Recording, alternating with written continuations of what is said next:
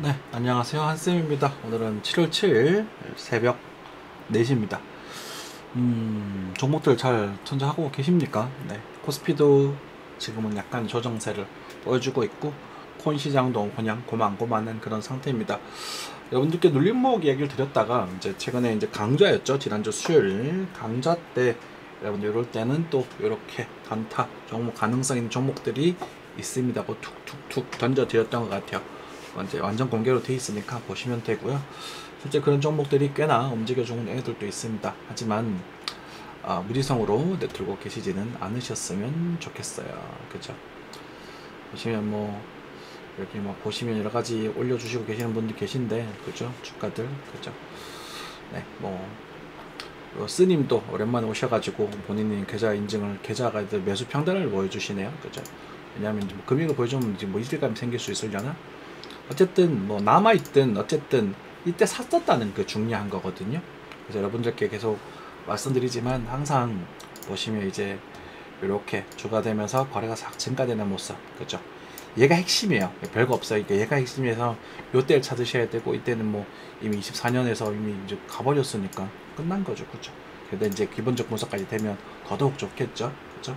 선생님 역시 오랜만에 등장하셔가지고 이렇게 또 사람을 염장 찔러주고 가시네요. 그죠? 우리 무소연님 또 오랜만에 등장하셔가지고 아는 말씀을 또 주고 계시는데, 그런가요? 네.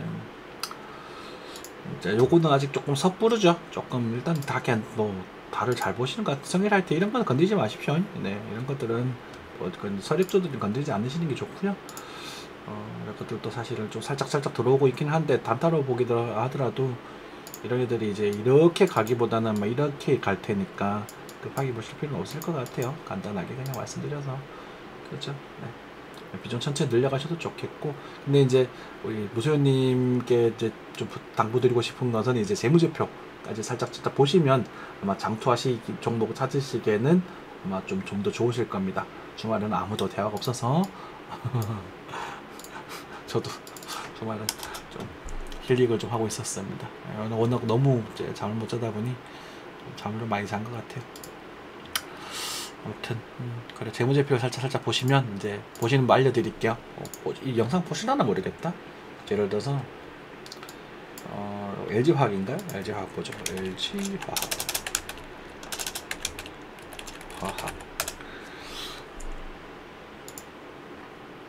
네, 종목 분석 들어가서 컴퓨터로 보셔야 돼요. 핸드폰으로는 안 돼요. 이거는 여기 가셔가지고, 그 다음에 이제 이 반드시 연간 재무제표를 보십시오. 예를 들면은 와, 그 장난 아니네, 그죠? 이렇게 증가되는 이런 것들은 이제 적극적으로 보셔도 좋아요. 그리고 아마 지금 밴드가 6월부터 6년부터 튼다, 그죠?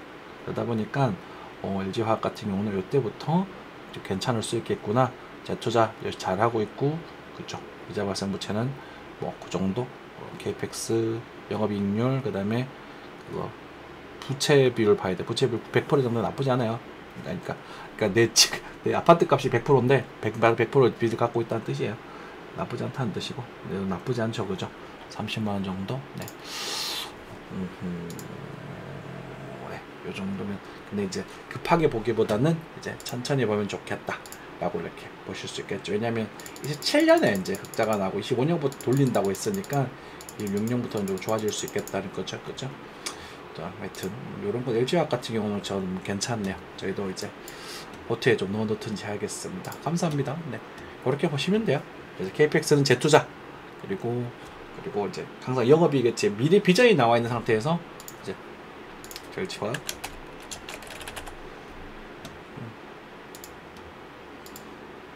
비전이 나와 있는 상태에서 오케이, 그죠? 슈팅이 나오게 되면 이런 것들은 충분히 매력적으로 보실 수 있는 거죠. 눌림목을 정찰을 넣고 눌림목을 천천히 잡아가는 그런 쪽으로 전략을 취하실 수 있겠죠. 그리고 충분히 싸졌잖아요. 충분히 싸졌고, 그죠? 거래가 살짝 증가되긴 했지만 이런 것들은 매력적인, 나중에 한 40만원 정도까지만 가도 이게 어딥니까? 그죠? 네. 물론 바로 쭉 간다는 얘기가 아니고요. 바로 쭉 갈 수도 있어요. 슈팅 바로 쭉 가면 딱 정리하고 나와야 되고, 아마 여기서 좀 머무르다 가면 참 예쁠 것 같기는 하네요. 네, 감사합니다. 좋은 종목 잘 발견해 주셔서. 자, 이 정도 말씀드리고 이제 코스피로 시작을 하도록 하죠. 네, 코스피 환율부터 시작을 해야 되죠, 그죠? 환율은 1362원입니다. 살짝 반등하고 있어요. 환율이 반등하면 일단은 한국 증시는 조금 부정적인 영향을 받게 됩니다. 그래서 약간의 코스피 조정이 있었던 것 같아요. 하지만 환율은 저는 궁극적으로 이 밑으로 빠질 거라고 봅니다. 그래서 꿀렁꿀렁 하겠죠, 그죠? 그래서 미국 입장에서도 이 환율이 급격하게 빠지는 걸 두려워하기 때문에 한 금리 인하를 쉽사리 못하고 있어요. 그리고 전쟁이라든지 이런 국제적 요소에 대해서 불안감 요소 때문에 그래도 달러가 최고다라는 심리를 심어줘야 되는 상황이에요. 그러다 보니 쉽사리 이것들을 막 하긴 좀 힘들죠. 그리고 아파 이번 달부터는 이제 우리 트럼프 대통령의 이제 무역 협상 이슈가 다시 한번 또 문제가 될 수 있거든요. 그래서 코인 시장이 조금 불안하기도 하고 그래요. 그래서 단타 시장을 들이더라도 노스커스 좀 철저하게 지켜달라고 좀 말씀을 많이 드리고 있는데, 하여튼 뭐 여러분들도 그런 상황이에요. 지금 시장이. 그러다 보니까 시장이 무적되고 막 좋지도 않잖아요. 사실 제가 강력하게 주식들, 한국 주식들은 많이 올랐지만 코인들도 그렇게 무조건 좋지는 않잖아요, 그죠? 미국 주식도 그렇고. 그걸 좋다고 말하지 않아서 뭐라고 할까? 좋다고 말해서 좋아질 거면 좋다고 말을 하겠죠. 근데 이제 애매하니까 애매하다 그러는 거고, 그 애매한 시장이 현출됐기 때문에 여러분들이 또 관심이 많이 떨어지는 거고 그런 겁니다. 그죠? 시장을 그대로 읊어드려야지, 맞죠? 선동하고 하는 건 아니잖아요, 그죠? 유가입니다. 유가는 이제 어느 정도 이라크와 이제 이란과 이제 이스라엘 전쟁이 진정이 좀 됐나 봐요. 96달러에서 진정되고 있는 모습입니다. 다행이죠, 그죠? 자, 일단 달러가 오르면서 유가 살짝 빠지는 건 정상적인 패턴들이니까 뭐 괜찮고요. 엔화 같은 경우도 9.3 정도에서 잘 머무르고 있습니다. 그래서 장기적으로 좀 너무 많은, 그러니까 헤지 투자, 여러분들 뭐 주식 정보 살 거 없다, 코인도 불안하다 하시는 분들은 엔화를 조금 모아 가시면 또 기회가 생겼을 때 또 꺼내 쓰실 수 있지 않을까 라는 생각이 들어요. S&P는 이제 신고점을 갱신을 하고 약간의 조정을 보여주고 있는 그런 상태입니다. 어쨌든 지금 7, 8, 3분기에는 조정이 좀 나올 수 있다라고 좀 보여지거든요. 개인적인 생각인데, 그 조정이 이제 얼마나 크게 나올 것인가라는 부분은 제가 이익을 깨진 않을 거다라고 말씀을 드리고 있어요. 그렇죠? 5.800에서 5.600 정도까지 조정은 이제 3분기 정도, 7, 8, 9월 정도에서는 좀 나올 수 있고, 그 다음에 4분기 때는 이제 다시 한번 반등하고 상승하는 시장을 좀 기대를 해보자. 뭐 코인도 마찬가지고요. 증시도 미증시도 큰 차이 없을 테니까 그렇게 좀 뷰를 잡고 우리가 전략을 짜고 있습니다. 그래서 그런 것들 참고하시면 될 것 같고, 엔비디아도 신고점 갱신해서 잘 오르고 있는 그런 상태네요. 자, 뭐 계속 넘어가 보도록 하죠. 골드는 금값은 또 횡보를 좀 하고 있다, 그죠? 네.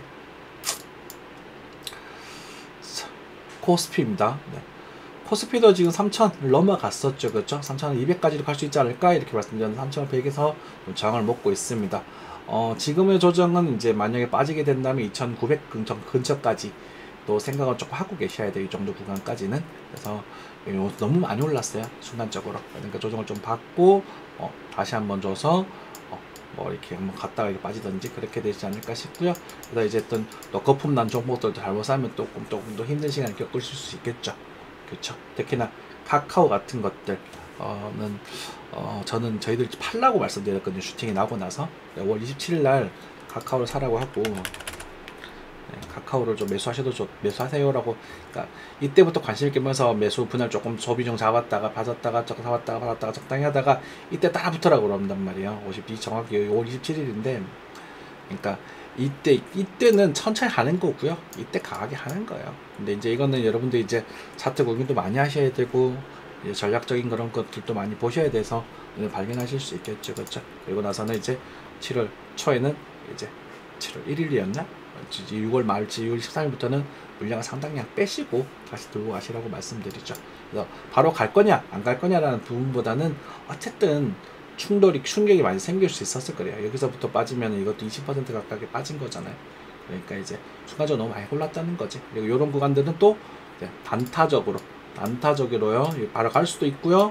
반대 들었다 뺄 수도 있고요. 몰라요. 흔들어댈 수도 있고요. 그래서 그런 관점에서 들어갔었다가 먹고 나오면 되잖아요. 그죠? 얘 왜 그냥 무지성 올라갈 거라고 기대를 해요. 이해되셨죠? 네. 비트코인입니다. 네. 비트코인 같은 경우는 이제 뭐 이제 다행스럽게도 위로 살짝 방향성을 결정을 해주고 좀 출렁출렁하고 있습니다.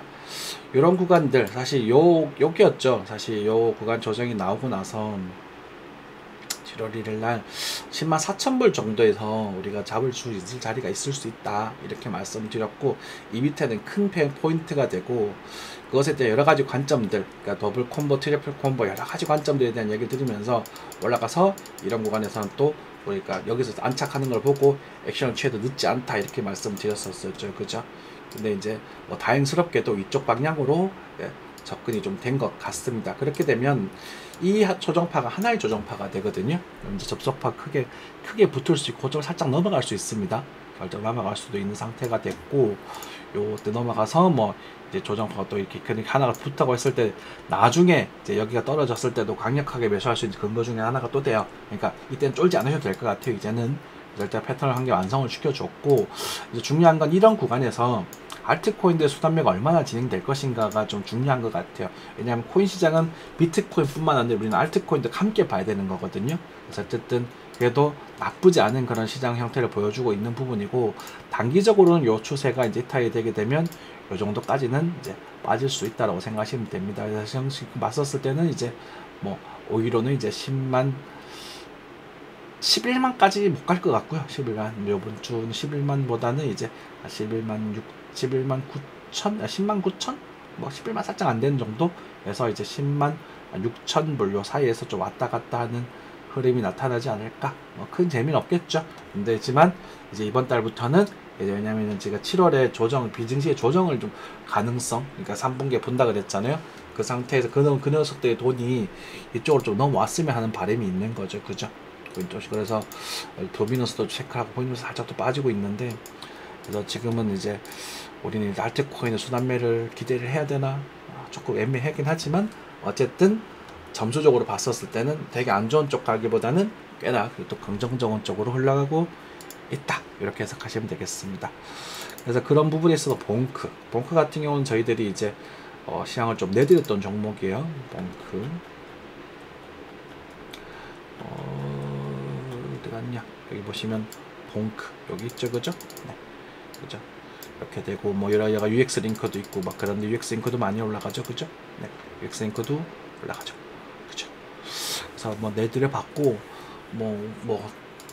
뭐라고 할까, 맞았다 틀렸다 보다는 좀 불안 요소도 많았어요. 사실 주의도 뜨고 이렇게 보여도 많았는데, 어쨌든 지금 상승하는 종목들이 좀 있다라는 거는 긍정적인 부분이긴 합니다만, 또 한편으로는 안타까운 건 이제 너무 잡스러운 애들이 많이 움직인다라는 거죠.